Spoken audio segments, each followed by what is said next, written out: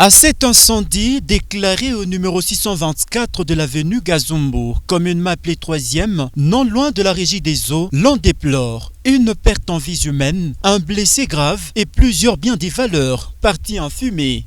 Le bilan de ces drames d'origine inconnue est lourd. Il indiquait presque 23 heures du lundi 30 novembre 2020 quand le feu a attaqué cette maison où logeait une grande famille.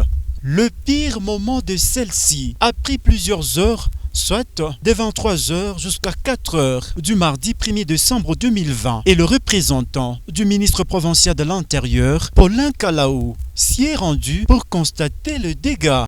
C'est depuis 1h du matin que nous étions saisis et aussitôt saisis avec les collègues tels que vous nous voyez là, nous sommes descendus sur les lieux.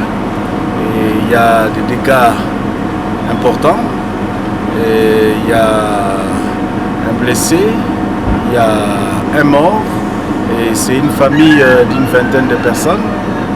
On a pu évacuer tout le monde, et au moment où nous parlons, nous avons pu le mettre à un endroit sûr, jusqu'à pouvoir ce qui va se passer d'ici le matin. Et sinon, c'est vraiment triste, c'est très triste. Et nous n'avons pas de précision. Nous attendons le matin et le constat sera fait par les services attitrés. Présent sur le lieu du drame, depuis 0 heure, l'un des voisins s'insurge contre les camions anti-incendie qui sont venus presque 3 heures après que l'incendie soit déclaré. En plus, sans eau.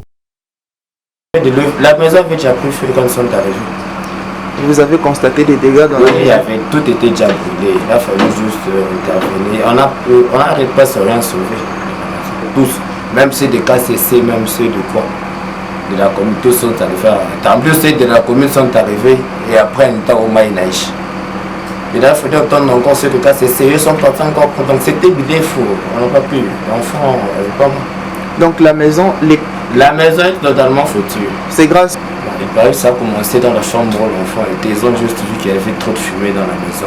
Le temps qu'ils interviennent. On a pu juste couper les fils électriques qui étaient connectés de part et d'autre parce qu'il y a des annexes. On a juste coupé les fils là pour que le fil ne se transmette pas. Mais sinon, il y avait, la maison, quand on était arrivé, c'était déjà.